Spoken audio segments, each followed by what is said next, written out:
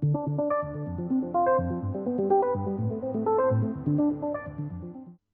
just have a quick question here from Mark about equities. Mark wants to know whether there is some equities that is considered more important to follow than others. So is there one like the Dow Jones or the NASDAQ or the S&P that is considered as the leader for the rest of the equity pack?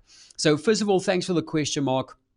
Now, sometimes when looking at equity markets, there is often one index or countries indices that might be leading the pack, but it's mainly driven by the type of sentiment that is moving the market at that time. For example, if we have massively positive or negative earnings results for mainly industrial companies, we would expect that to have a bigger impact on something like the Dow Jones compared to the S&P or the NASDAQ based on the composition of that index.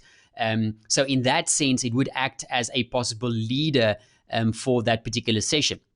Or we have very big news that maybe affects the technology sector specifically. That might affect indices like the NASDAQ and the S&P more, depending again on the companies and what their weighting is in those particular indexes.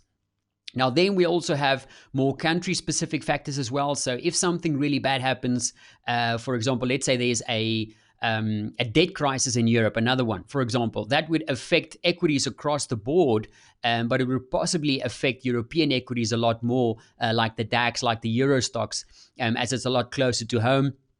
And obviously that might act as a leader in the equity space for that particular session.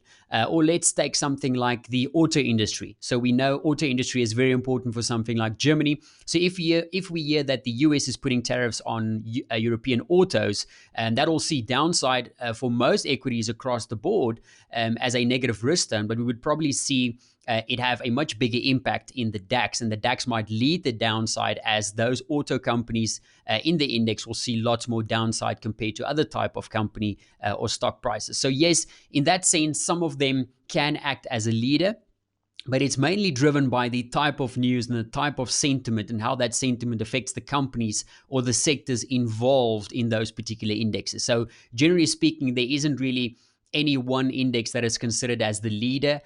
So yes, a lot of people follow the S&P 500. It is considered as a broad index for equities as a whole, but we prefer to look at all the major equities across the board, across countries, to get a sense of the overall mood of the market at any given time.